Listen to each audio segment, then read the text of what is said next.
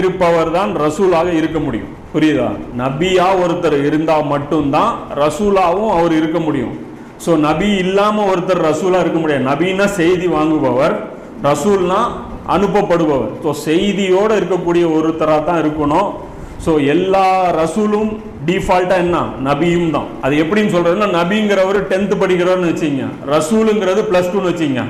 அப்போ +2 ஒருத்தர் படிச்சார் அப்படின்னால என்ன அர்த்தம்? கண்டிப்பா அவர் 10th முடிச்சுட்டு தான் +2 போயிருக்காருன்னு அர்த்தம். அதே வெறும் 10th முடிச்சவர் 10th நின்றுக்கலாம்.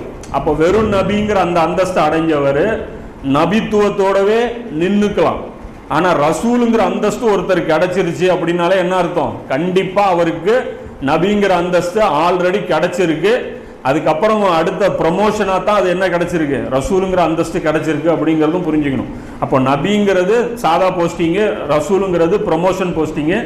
எல்லா ரசூல்மார்களும் கண்டிப்பா நபிமார்கள் தான் அப்படிங்கிறத புரிஞ்சுக்கணும். 3வது அத்தியாயத்துல 81வது வசனத்துல அல்லாஹ் என்ன சொல்றான்? ரசூல்களுக்கு உதவி செய்யுங்கன்னு சொல்லி யார்கிட்ட வாக்குறுதி சொல்லியிருக்கான்? நபிமார்கள்ட்ட சொல்லியிருக்கான். நபிமார்கள்ட்ட ரசூலுக்கு நீங்க உதவி செய்யணும் அப்படின்னு சொல்லியிருக்கிறான். இப்ப இதுக்கு ஒரு உதாரணம் பாத்தீங்க அப்படின்னா, பனி இஸ்ராயேல் சமுதாயத்துல ஒரே நேரத்துல 3 நபர்கள் இருந்திருக்கிறாங்க. முதல்ல ஜக்கரியா நபி இருந்திருக்கிறாரு. அவர் அவருடைய மகன் பாத்தீங்கன்னா யஹ்யா நபி, இவரும் நபியா இருந்திருக்கிறாரு. இவங்க 2 பேர் ஆல்ரெடி இருக்கும் போதே ஈசா நபி 3வது அனுப்பப்படுறாங்க. யஹ்யா நபிக்கு எடுத்தீங்க அப்படின்னா, ஈசா நபிக்கும் யஹ்யா நபிக்கும் கொஞ்சம் தான் வித்தியாசம். ஈசா நபிக்கும் யஹ்யா நபிக்கும் கொஞ்சம் தான். மரியம் அலைஹிஸ்ஸலாம் அவங்க வீட்டில் வளர்றாங்க. அந்த வீட்டில் வளரும் போது வானத்திலிருந்து அவங்களுக்கு உணவு தட்டு வருது. அதை பார்த்ததுக்கு அப்புறம் இவருக்கு துவா கேட்கணுங்கிற அந்த நினைப்பு வருது. அந்த துவாவின் போது ஜக்கரியா நபியுடைய மனைவி கர்ப்பமாகறாங்க.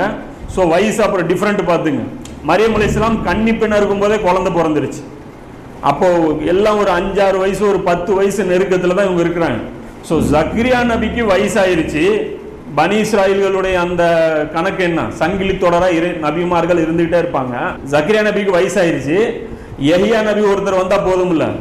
அப்போ 3வதா ஈசா நபியா அல்லாஹ் ஏன் அனுப்பணும்?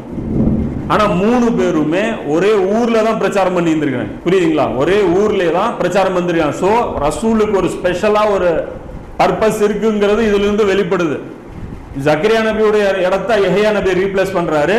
ஆனா ரசூலா வெளியிலிருந்து ஒருத்தர் அப்பாயின்மெண்ட் ஆகுறாரு. அவருக்கு இப்ப யாரெல்லாம் கட்டுப்படணும்? வந்தவர் கடைசியா இருந்தாலும் ஈசா நபிக்கு யார் கட்டுப்படணும்? யஹ்யா நபி கட்டுப்படணும். ஜக்கரியா நபி உயிரோடு இருக்கிற வரைக்கும் ஜக்கரியா நபியும் கட்டுப்படணும். அப்போ ஈசா நபி தான் ரொம்ப பவர்ஃபுல்லான போஸ்ட் அப்படிங்கறத நம்ம பார்த்துக்க முடியும்.